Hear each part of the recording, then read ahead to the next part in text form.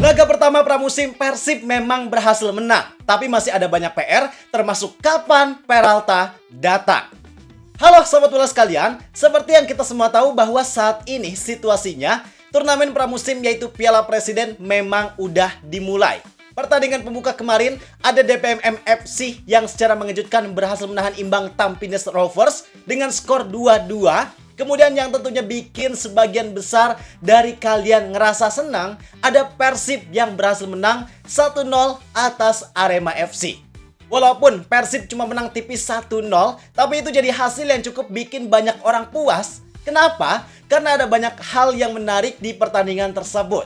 Baik itu performa pemain, debut pemain baru, sampai sistem permainan baru yang Igor Tolić terapkan.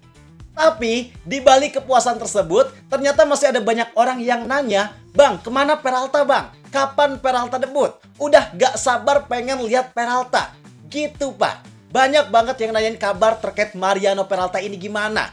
Mungkin banyak orang yang penasaran dan udah gak sabar juga pengen lihat Peralta pakai jersey Persib nomor punggung 10 dan lihat gimana nantinya performa yang diberikan oleh Peralta. Maka dari itu, karena ini jadi pertanyaan yang cukup bikin banyak orang penasaran, di sini kita mau ajak kalian buat bahas tentang situasi skuad Persib saat ini, sampai nanti kita juga bahas terkait kabar kedatangan Mariano Peralta ke Persib Bandung. Kalau gitu, bareng gua Zidane Fatoni, langsung aja kita bahas biar gak gitu-gitu doang. Tahu sepak bola.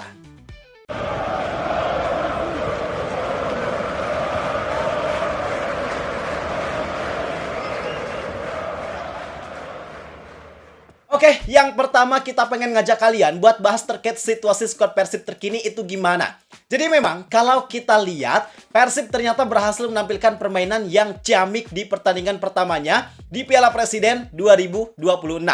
Walaupun skornya cuma 1-0, cuma ada 1 gol yang berhasil Persib cetak, tapi dari segi permainan, dari segi performa para pemain, kemudian dari segi performa para pemain yang debut, itu semua memang udah bisa kita bilang ada dalam kategori yang sangat baik.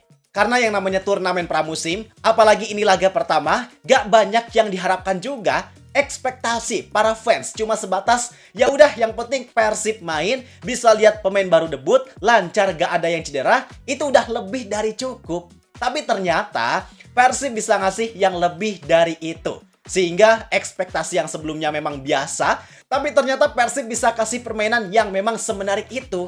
Jelas itu bikin para fans, khususnya Bobotoh, jadi merasa sangat puas.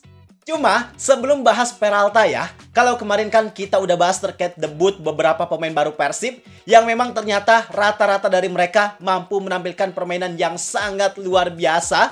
Mulai dari Balsha Sekulic, dia ternyata tipikal striker yang enak banget mainnya. Bukan cuma the real nomor 9, bukan cuma finisher, tapi dia juga bisa terlibat aktif dalam permainan dan punya skill yang baik dalam menguasai bola, bagi bola, bahkan connection dengan para pemain Persib lainnya. Kemudian Luka Menalo, walaupun belum sepenuhnya maksimal, tapi kalau dilihat dari cara dia bermain itu jelas sangat menjanjikan. Terus Gakuto Notsuda, mainnya simple tapi sangat enak dan passingnya sangat efektif. Gabriel Mutombo juga cukup solid di lini belakang, bahkan yang tentunya banyak diperbincangkan, Ikhwan Lamin Tanamal. Wis ngeri banget ya, padahal dia baru debut tapi dia udah dapet julukan Lamin Tanamal. Yaitu memang layak buat dia dapatkan dengan statusnya sebagai pemain muda, debutan, dan juga main di posisi yang baru. Secara skill individu, memang dia punya kemampuan yang sangat luar biasa untuk bermain di posisi fullback kiri. Kenapa dia bisa mencuri perhatian? Karena awalnya gak banyak orang juga yang berekspektasi kalau dia bakalan main baik. Siapa sih yang expect sama pemain yang di musim sebelumnya direkrut cuma buat dipinjamkan ke Persis Solo? Di Persis pun dia gak sepenuhnya jadi andalan utama. Maka orang-orang juga pasti banyak yang skeptis sama pemain satu ini. Tapi hasilnya di luar dugaan. Ternyata dia bisa ngasih performa yang lebih. Yang bikin banyak orang juga akhirnya terpukau sama Ikhwan Lamin Tanamal ini. Seperti yang gue bilang kemarin, bahwa kurangnya Tanamal itu cuma 1. Dan kekurangan ini memang jadi kekurangan yang sangat wajar terjadi untuk diri dia sekarang, yaitu kematangan dalam bermain. Itu sangat wajar terjadi mengingat status dia sebagai pemain muda dan juga debutan. Makanya Igor Tolic juga bilang bahwa dia sengaja masang William Barros di sektor winger kiri karena dengan work rate yang dimiliki Barros itu bisa sangat membantu tugas dari Tanamal. Kemudian dia juga masang Gabriel Mutombo sebagai pembimbing sekaligus leader untuk Tanamal. Dan keputusan Igor Tolic itu memang membuahkan hasil yang sangat manis karena Tanamal ternyata bisa memberikan performa yang sangat luar biasa. Dan harusnya kalau dia bisa konsisten, bukan gak mungkin pemain ini bakal jadi salah satu andalan untuk skuad Persib di musim depan. Nah, tapi yang gak kalah harus kita beri perhatian lebih juga adalah performa pemain lama yang dimiliki Persib.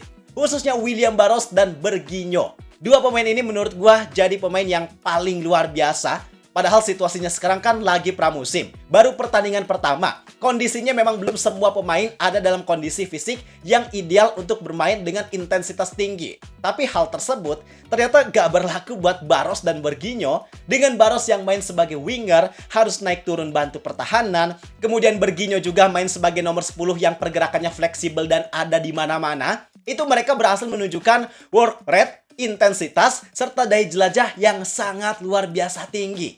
Artinya dua pemain ini memang jadi pemain yang punya fisik sangat baik. Mereka bisa bermain dengan work rate tinggi, tenaganya banyak dikuras, tapi mereka juga jarang cedera. Itu nilai plus dari dua pemain ini. Dan dari segi performa juga, kemarin ternyata mereka berdua punya performa yang sangat baik. Ya, semoga harapannya tentu performa baik tersebut bisa mereka jaga secara konsisten ketika pertandingan di kompetisi yang sebenarnya.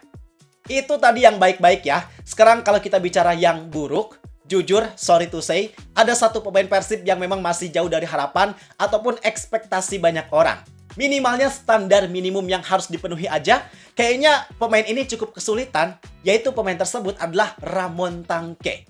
Lagi-lagi, dia memang masih kesulitan untuk melakukan skill-skill dasar kayak dribbling, passing, bisa dibilang masih jauh dari apa yang seharusnya dimiliki sebagai seorang striker yang bermain di klub sebesar Persib.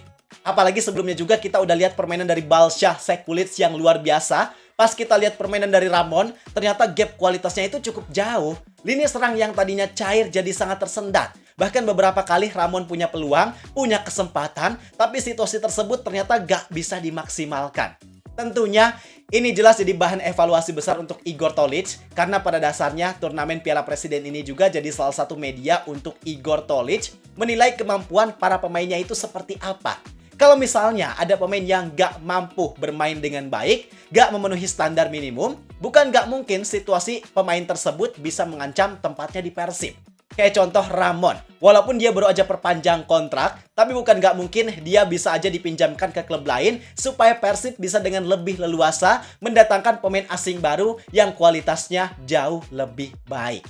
Tapi overall, apa yang ditunjukkan oleh skuad asuhan Igor Tolic juga memang cukup baik. Gak masalah kalau ada kurangnya sekarang, justru bagus kalau kurangnya bisa kelihatan sekarang, karena itu bisa jadi bahan evaluasi sebelum nantinya kompetisi resmi dimulai. Dan yang harus kita ingat juga bahwa permainan baik yang ditampilkan oleh Persib itu masih minus sama 7 pemain inti yang sekarang lagi dipanggil timnas. Mereka belum diperkuat sama Tom Haye, Beckham Putra, Mark Locke, Eliano Renders, Sadil Ramdhani, Sandy Walsh, hingga Ragnar Oratmangun. Ditambah satu pemain penting lainnya juga yang kita semua nantikan masih belum gabung, yaitu Mariano Peralta. Mereka belum gabung aja, Persib udah sengeri itu. Maka bisa kita bayangkan gimana nantinya jika Persib kalau udah ada dalam komposisi skuad yang sangat lengkap. Harusnya jelas bakal jauh lebih mengerikan. Nah, tapi sekarang kita bahas tentang kabar dari Mariano Peralta itu gimana. Rencananya, memang Peralta ini harusnya datang di tanggal 24 Juli. H-1 sebelum lawan Arema FC. Supaya ketika lawan Arema, dia bisa langsung gabung bareng skuad Persib.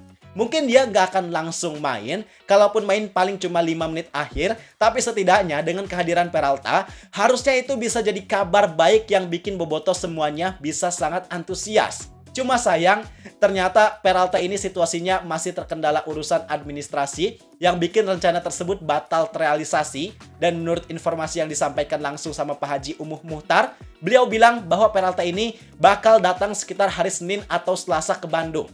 Dan situasi itu juga bikin dia kemungkinannya cukup kecil untuk hadir di pertandingan kedua lawan DPMM FC, kecuali untuk pertandingan ketiga lawan Tampines Rovers karena jadwalnya tanggal 31, maka itu memang ada kemungkinan untuk nantinya Peralta debut di pertandingan tersebut.